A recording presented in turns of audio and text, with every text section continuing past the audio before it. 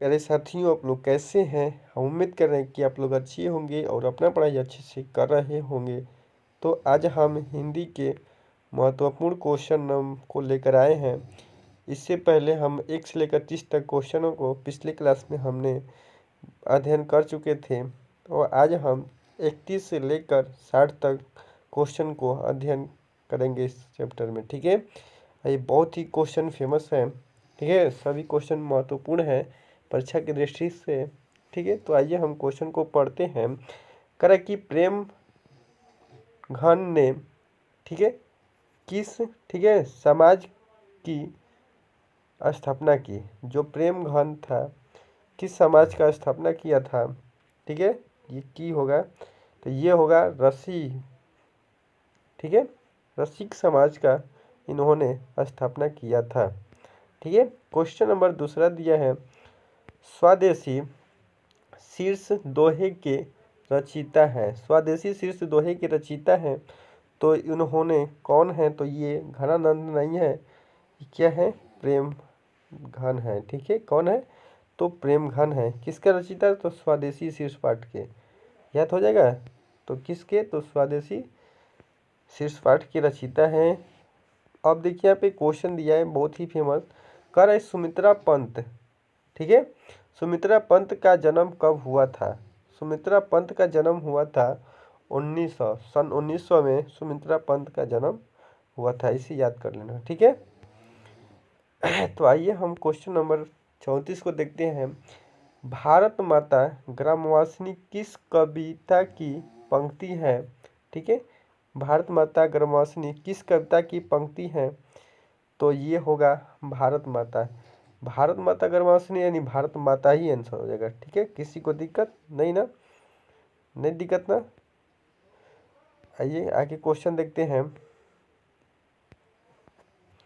Question दिया है 35। ठीक है, रामधारी सिंह, ठीक है, रामधारी सिंह दिनकर किस, ठीक, किस सदन के प्रतिनिधि रहे। पूछ रहे रामधारी सिंह दिनकर, ठीक है, किन सद दिनकर जो थे किन सदन के प्रतिनिधि थे, तो किसका, तो ये राज्यसभा के, ना कि लोकसभा, ना ही विधानसभा, ना ही पद सभा। ठीक है, परिषद है ये पर। ठीक है, तो ये क्या होगा, राज्यसभा होगा। ठीक है, आइए क्वेश्चन नंबर दिया है आगे कि दिनकर, ठीक है, किस, ये की होगा, किसके सिर पर मुकुट रखने की बात करते हैं। ठीक है, यानी जो दिनकर जी थे किनके सिर पर मुकुट रखने की बात करते थे, तो ये है जनता। ठीक है, जनता के सिर पर दिनकर जी ने मुकुट रखने की बात करते थे। किसी को दिक्कत नहीं ना। आइए आगे क्वेश्चन दिया है। ठीक है, थोड़ा कलर चेंज कर लेते हैं क्वेश्चन का। क्वेश्चन दिया है आगे कि अगे, ठीक है, अगे ने किस, क्या, किस वाद का सूत्रपात किया। क्या किया, सूत्रपात किया, तो अगे ने किस, ठीक है, वाद का सूत्रपात किया, तो इसका होगा प्रयोगवाद का। क्या होगा, प्रयोगवाद। किसी को दिक्कत नहीं ना। आगे क्वेश्चन देखते हैं।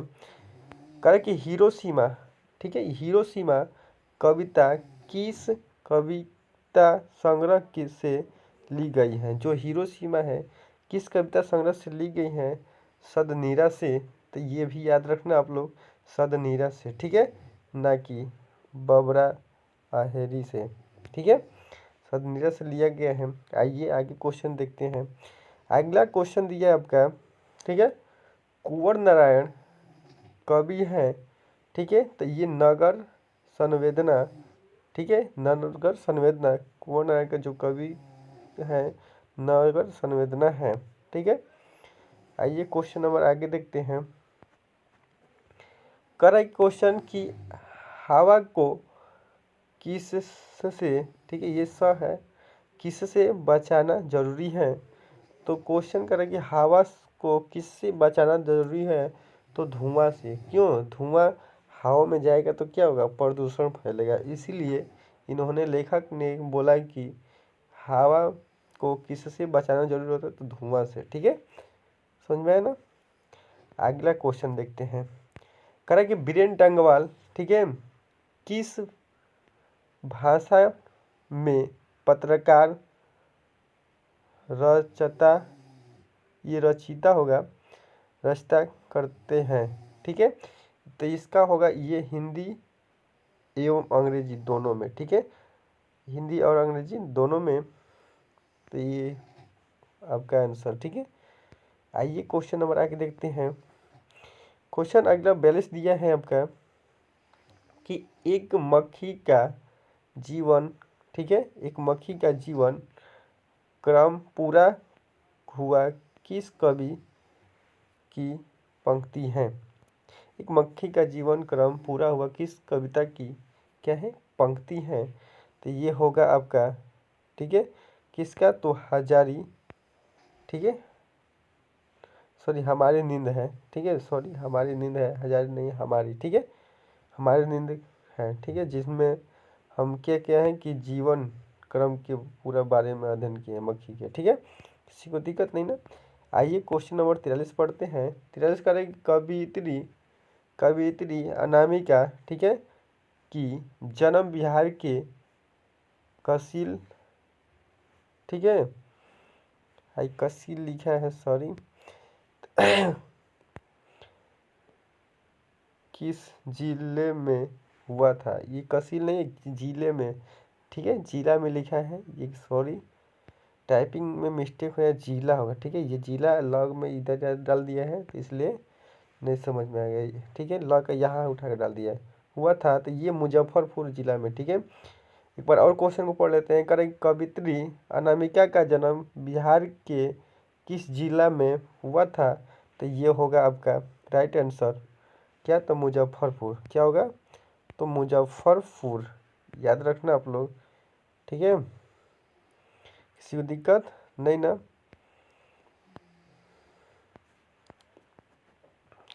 अब देखिए यहाँ पे नंबर 44 क्वेश्चन दिया है, सच्चे भारत का दर्शन कहाँ हो सकता है। बहुत ही मोस्ट वेरी इंपॉर्टेंट है ये क्वेश्चन। ठीक है, सच्चे भारत का दर्शन भारत के ग्रामवासियों में, यानी भारत ना देकर ग्रामवासियों ऑप्शन में देगा तो आप लोग ट्रिक मार देना। ठीक है, बहुत ही मोस्ट वेरी इंपॉर्टेंट है, एम भी आई भी। ठीक है, आइए क्वेश्चन नंबर 45 देखते हैं। क्वेश्चन नंबर 45 का जीवनानंद दास, ठीक है, जीवनानंद दास को 1992 ईस्वी में, ठीक है, किस, यहाँ पे किस काव्य ग्रंथ के लिए पुरस्कार मिला। तो इसका आंसर हो जाएगा, ठीक है, क्या होगा, वन लता सेन, वन लता सेन आंसर हो जाएगा। किसी को दिक्कत नहीं ना। आइए हम क्वेश्चन नंबर 46 को देखते हैं। क्वेश्चन नंबर 46 का है कि लौट कर आऊँगा फिर कविता के अनुवाद हैं। लौट कर आऊँगा फिर कविता के अनुवाद हैं, तो इसका होगा प्रयाग शुल्क। क्या होगा, प्रयाग शुल्क। किसी को दिक्कत नहीं ना। आगे क्वेश्चन नंबर 47 दिया है, रेन मरिया, ये री होगा, रेन मरिया रिकेल, ठीक है, रिकेल कवि थे। जो रेन मरिया के रिकेल कवि थे वो थे अरस्तु, अरस्तिक। ठीक है, अस्तिक लिखा है, अरस्तिक होगा, तो ये अस्तिक है। ठीक है, किसी को दिक्कत नहीं ना। आइए क्वेश्चन नंबर आगे देखते हैं। क्वेश्चन नंबर 48 यहाँ पे छिपा है, तो कह रहा है कि बिना भक्त के भगवान हैं। ठीक है, बिना भक्त के भगवान हैं, इसका होगा एकी, एकाकी, निरूपाय, अपूर्ण, ऑल ऑफ दीज, यानी इनमें से सभी, यानी ऑल ऑफ, ऑल, ठीक है, ऑफ दीज, यानी इनमें से सभी हो जाएगा। किसी को दिक्कत नहीं। आइए हम एक और क्वेश्चन लिए हैं। मंग, ठीक है, मंग माँ, मंगम्मा क्या बेचती थी। मंगम्मा, ठीक है, मंगम्मा क्या बेचती थी, मंगम्मा क्या बेचती थी, तो उन्होंने ना ही घी बेचती थी, ना ही मक्खन बेचती थी, ना ही दूध बेचती थी, ये सिर्फ दही बेचती थी। क्या बेचती थी, सिर्फ दही। ठीक है, किसी को दिक्कत नहीं ना। क्या बेचती थी, तो एक बार और दही बेचती थी। ठीक है, आइए क्वेश्चन नंबर 50 पढ़ते हैं, यानी 50 क्वेश्चन नंबर दिया है आपका। ढहते, ठीक है, ढहते विश्वास कहानी के लेखक कौन है? ये बहुत ही क्वेश्चन फेमस है, मोस्ट वेरी इम्पोर्टेंट, ठीक है। जो मंगम्मा वाला वो भी क्वेश्चन मोस्ट वेरी था, ठीक है। ये होगा सात कोड़ी होता है किसके? तो ढहते विश्वास की रचयिता कहानी का लेखक कौन है? तो ये सात कोड़ी होता है, ठीक है। और ये क्वेश्चन, ठीक है, ये मंगू वाला जो क्वेश्चन है मोस्ट वेरी इंपॉर्टेंट है, ठीक है। ये बार बार परीक्षा में पूछा गया है, इस बार चांस लग रहा है कि पूछ सकता है, ठीक है। अब देखिए आप पे नंबर 51 क्वेश्चन दिया है, लक्ष्मण की लक्ष्मी कौन थी? जो लक्ष्मण की जो लक्ष्मी थी उनकी ही पत्नी ही थी, ठीक है। लक्ष्मण की जो लक्ष्मी थी उनकी पत्नी ही थी, ना ही माँ ना ही मौसी, ठीक है। आइए क्वेश्चन नंबर 52 को देखते हैं। मंगू के अलावा माँ के कितने संतानों थी? ठीक है, मंगू के अलावा माँ के जो कितने संतान थी यहाँ की होगा, तो ये मंगू के अलावा माँ के 3 संतान थी, ठीक है, मंगू के अलावा, ठीक है, किसी को दिक्कत नहीं ना। अब ये भी फेमस क्वेश्चन आ गया, दिया सीता के कितने बेटे थे? ठीक है, सीता के जो कितने बेटे थे, तो इसका आंसर होगा 3, ठीक है, क्या होगा? 3। सीता के जो बेटे थे 3 होगा, मेरे साथ दोहराइएगा, आपको लोग को याद होगा।